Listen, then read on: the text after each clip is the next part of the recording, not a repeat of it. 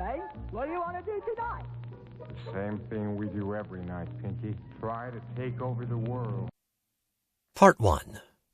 Maximizing the personal attributes that lead to a successful career. Some are born great, some achieve greatness, and some have greatness thrust upon them. Shakespeare, Twelfth Night. Although some people may have success thrust upon them, most often, to achieve success, we must take overt steps. Unfortunately, too many people do not recognize the power within them to move out of an unhappy situation and begin climbing the ladder of success. Within each of us are latent powers that we are not using, but which are waiting to be activated. We may lack self-confidence or self-esteem. We may live in a constant state of worry or fear. We may face unexpected and seemingly insurmountable obstacles in our careers or other aspects of our lives. Many of us have dead-end jobs or just hate to get up each morning to go to an unrewarding, unpleasant work environment. We would like to change, but feel incapable of doing so. You can change your life. The tools to do this are lodged within you. All you have to do is hone them, use them, and see the results. In the following chapters, we will explore the personal attributes that lead to success and explore how, by channeling the powers of your subconscious mind, you can accelerate your journey to a successful career. Chapter 1. Establishing and achieving your goals. You must give to receive. If you give mental attention to your goals, ideals, and enterprises, your deeper mind will back you up. All successful people start with a goal. Establishing goals and working toward their achievement is the first step one must take on the long road to success. By knowing where you are going and how you plan to get there, you will be able to focus your time, energy, and emotion and start on the right track toward reaching those goals. A ship that has broken its rudder may keep everlastingly at it, may keep on a full head of steam, driving about all the time, but never arrive anywhere. It never reaches any port unless by accident. And if it does find a haven, its cargo may not be suited to the people, the climate, or the conditions. The ship must be directed to a definite port for which its cargo is adapted and where there is a demand for it, and it must aim steadily for that port through sunshine and storm, through tempest and fog. So a person who would succeed must not drift about rudderless on the ocean of life, but must steer straight toward a destined port, not only when the ocean is smooth, when the currents and winds serve, but also keep the course in the very teeth of the wind and tempest, even when enveloped in the fogs of disappointment and mists of opposition. It starts with a dream. Do you have a dream, a vision of the future? In your dream, are you rich, famous, happy? Most people do dream of such a future, but in most cases, that's all it will ever be, a dream. Successful people have had those dreams too, but they turned those dreams into goals and, in turn, into reality. Their dreams were not vague hopes for success, but dreams of specific achievements that they aimed for. Edison dreamed of a world in which electric energy would light up the night. Stevenson dreamed of an engine that would pull trains and eliminate the back-breaking labor of men and beasts. Beethoven dreamed of music that would make the spirit soar. Great actors, artists, musicians, writers dreamed not just of fame, but of the way they would utilize their talents to achieve success. Dreaming is not limited to such geniuses.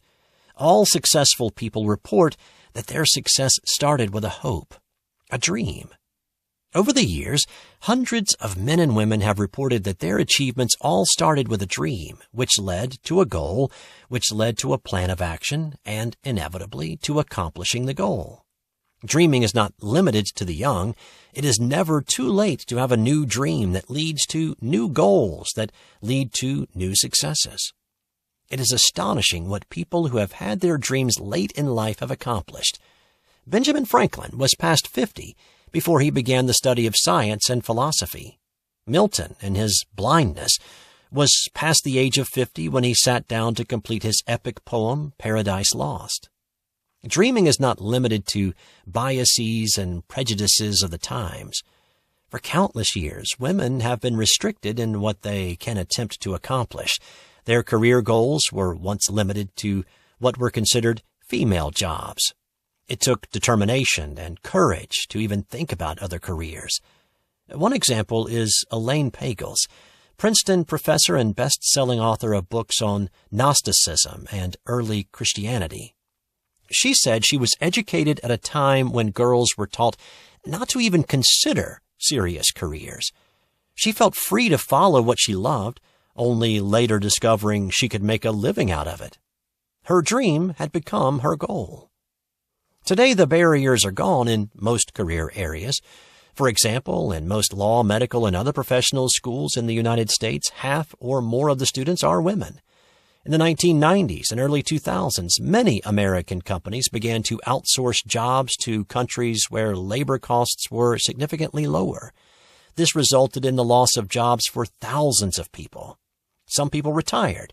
Some gave up, went on welfare, and spent years griping about their misfortune. However, the majority drew on their inner resources and trained for jobs in other fields. Most had to start over at lower wages than in their previous employment, but with renewed energy and enthusiasm, they began to once again climb the ladder to success.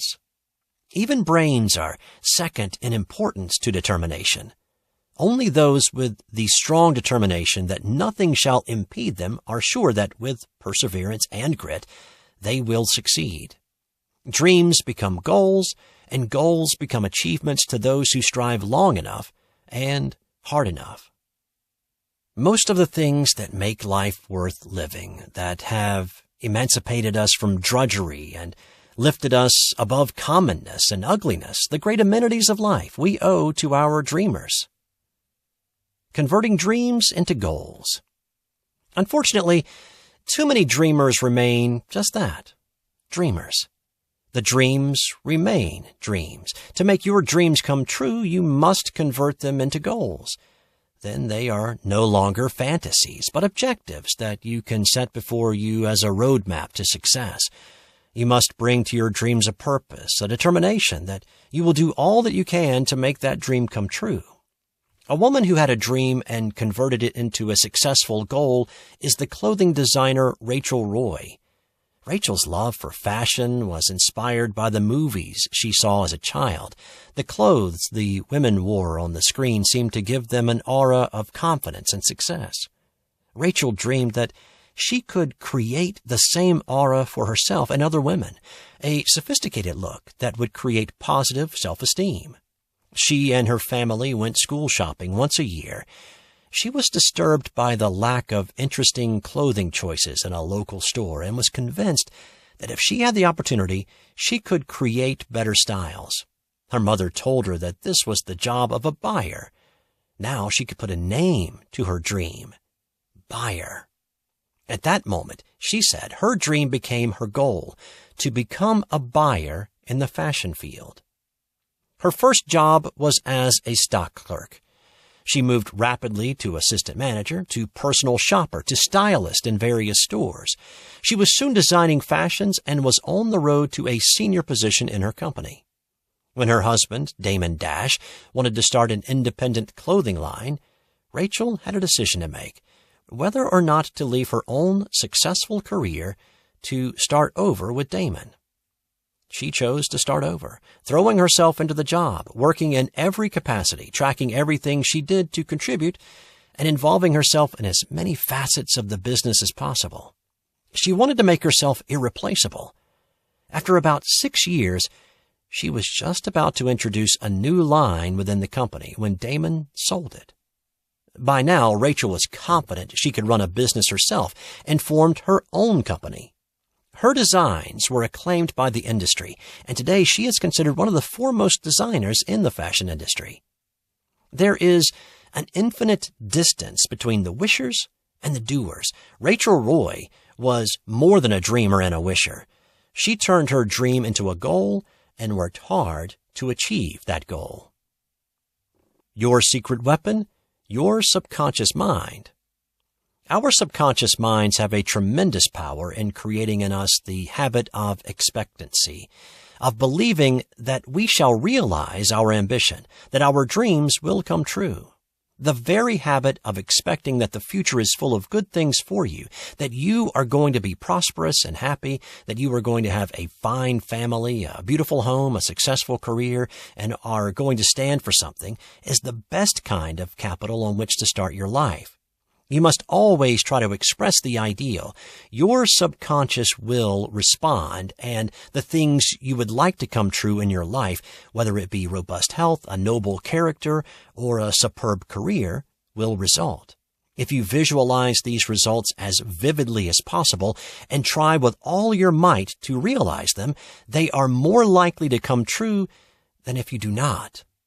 It is only when desire crystallizes into resolve, however, that it is effective. It is the desire coupled with the vigorous determination to realize it that produces the creative power. It is the yearning, the longing, and the striving together that produce results. If you wish to improve yourself in any particular way, visualize the quality as vividly and as tenaciously as possible, and hold a superior ideal along the line of your ambition. Keep this persistently in your mind until you feel its uplift and realization in your life. You are born to win, to conquer, and to lead the triumphant life. You should be a wonderful success in your chosen work, your relationship with people, and in all other phases of your life. The clearer your instructions are to your subconscious, the more it can help you. This inner mind responds to your commands, much the way sailors manning the engine and controls of an ocean liner respond to the orders of the captain on deck. If the words are precise and unmistakable, then the crew sets about turning the vessel to the ordered direction or increasing its speed exactly as they are told. But if you, as a captain, are not sure yourself what you want, then your subconscious mind will get an unclear message, and your ship will follow a random or haphazard or circular course. You need to tell your subconscious exactly what you want. You need to direct it to help attain your goals. When you know what your true desire really is, your subconscious mind will propel you unerringly toward it.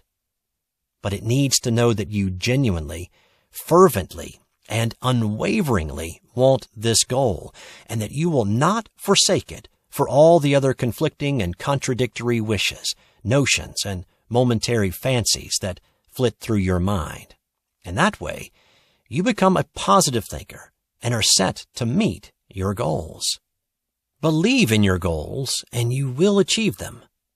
Prosperity begins in the mind and is impossible to achieve while the mental attitude is hostile to it. It is fatal to work for one thing and to expect something else, because everything must be created mentally first and is bound to follow its mental pattern.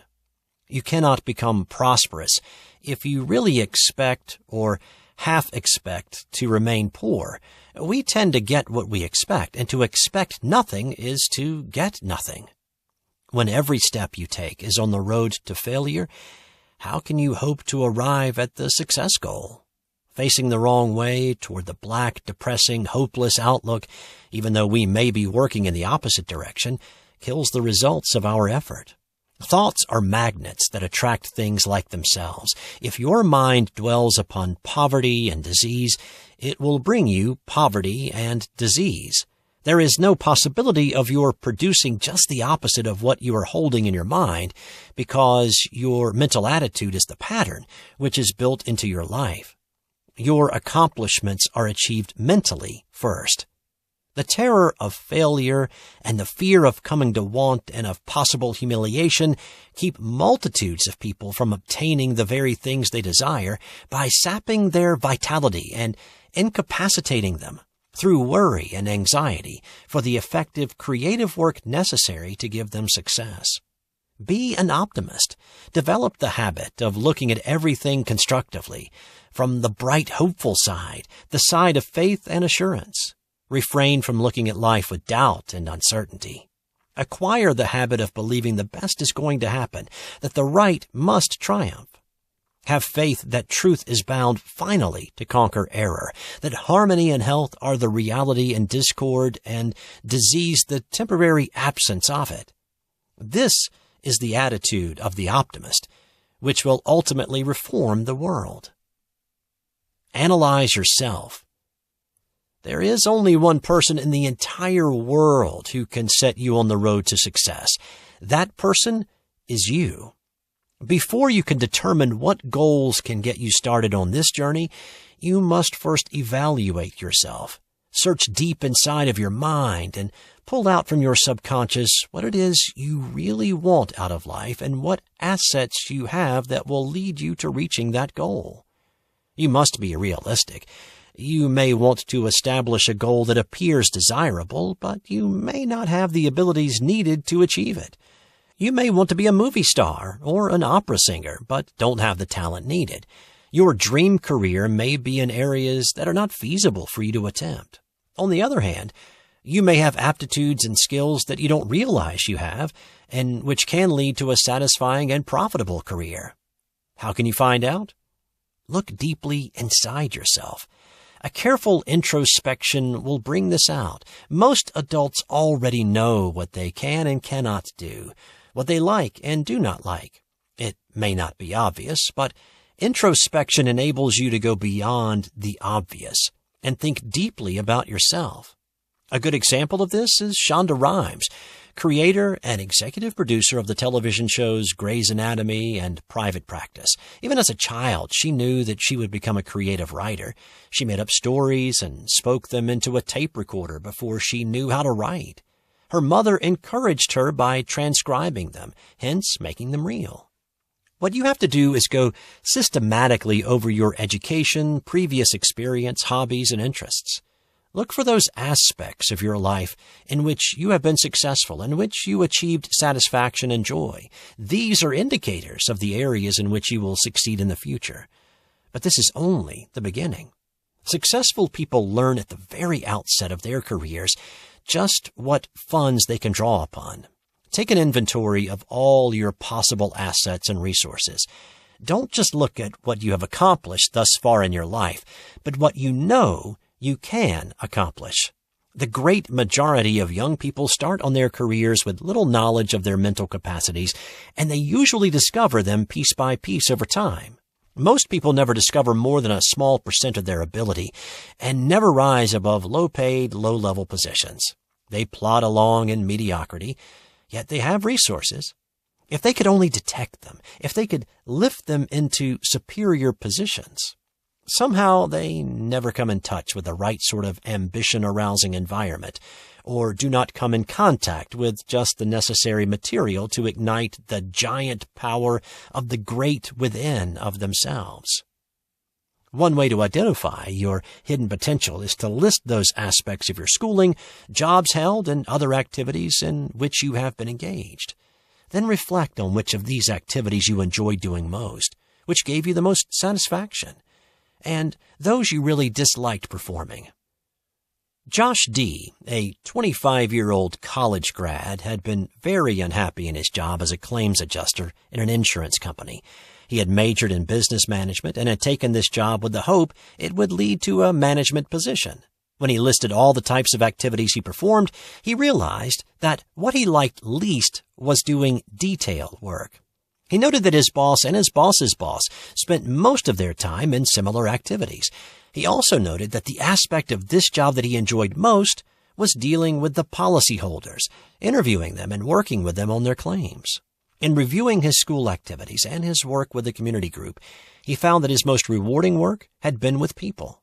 Josh discussed this with the human resources department of his company, and they suggested he might find his niche and be more successful in a sales position. He made the change, and now is enjoying his work and is on the road to a successful career. Oneness of purpose. Successful people strongly believe that one must be totally committed to one's goals. There is great power in a resolution that has no reservation in it, a strong, persistent, tenacious purpose that burns all bridges behind it, clears all obstacles from its path, and arrives at its goal no matter how long it may take, no matter what the sacrifice or the cost. To succeed, you must concentrate all the faculties of your mind upon one unwavering aim and have tenacity of purpose, which means death or victory. Every other inclination that tempts you must be suppressed. A one-talent person who decides upon a definite object accomplishes more than a 10-talent person who scatters energies and never knows exactly what to do. By concentrating powers upon one thing, the weakest living creature can accomplish something. By dispersing powers over many things, the strongest may fail to accomplish anything. A thimbleful of powder behind a ball and a rifle will do more for execution than a carload of power unconfined. The rifle barrel is the purpose that gives aim to the powder, which otherwise, no matter how good it might be, would be powerless. It is the single aim that wins. People who succeed have a program. They plan a course and adhere to it. They lay out their plans and execute them. They go straight to their goal. They are not pushed this way and that way every time a difficulty is thrown in their path. If they can't go over it, they go through it. Constant and steady use of faculties under a central purpose gives strength and power, while the use of faculties without an aim or end only weakens them. The mind must be focused on a definite end, or like machinery without a balance wheel, it will rack itself to pieces. Sum and substance. Developing goals that are reasonable and achievable is the first step to success. Whether it is in your career or any other aspect of your life, you must plant the seeds in your subconscious mind that will enable you to accept and implement these goals. Here are 7 steps that will facilitate this process. 1. Goals should be clearly stated. Indicate in clear terms what you wish to accomplish. Be specific and firm in stating the goal. For example, saying, "My goal is to be the best salesperson in my company." Sounds good, but it is better to be more specific. My goal is to reach a sales volume of so many dollars for the next fiscal year and 10% more each year for the next 3 years. Now you know your target, and your subconscious mind will help concentrate your efforts on reaching those figures. 2. Goals should be inspiring. If you set a goal that is too easily attained, it will not motivate you to do more than minimal work. Set goals that will inspire you to keep moving ahead and to work that much harder to achieve them. Achievers recognize that once a goal is reached, they should immediately set another goal that will make them stretch to continue to improve and grow. 3. Goals should be measurable. It is not always possible to quantify your goals. Some goals can be measured in financial or other numerical terms. You can set sales figures that you wish to attain by the month, quarter, or year in terms of units of product or dollar value.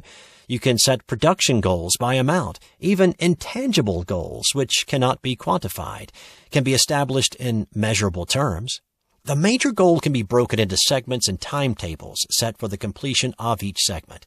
In this way, you can measure how close you are in reaching each of the segments and fine-tune your activities to assure that they will be accomplished in a timely manner.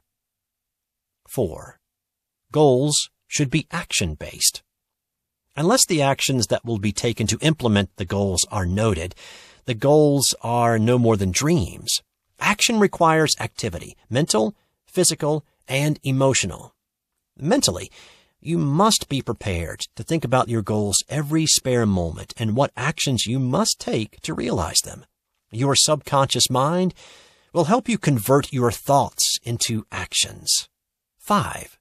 Goals should be written down. One way to assure that goals will not be forgotten or lost in your hectic day-to-day life is to write them down. Make a list of your long-term goals. Break them into intermediate and short-term goals. Write them in large letters and post them where you can see them every day, over your desk, on the refrigerator, on your mirror. Read them, memorize them, reread them, and ask each day, what am I doing to accomplish these goals? 6. Goals should be shared with another person. Another way of assuring that you will not let your goals go the way of New Year's resolutions is to tell somebody about it. Somebody you respect, somebody whom you listen to. Bill Wilson, one of the founders of Alcoholics Anonymous, reported that one of the major acts that help participants in keeping sober is sharing their goals with others. Gene Nidich, founder of Weight Watchers, reported similar experience. 7. Goals should be flexible. There are times when circumstances change and the goal you set is no longer pertinent. Economic conditions may not be favorable for starting that new enterprise. Technological innovations may have made your goal obsolete. You have made errors in your research and the goal is not feasible. This does not necessarily mean the goal must be abandoned. It may just require new thinking or more study. If you are faced with such a situation, review what has transpired and make necessary adjustments.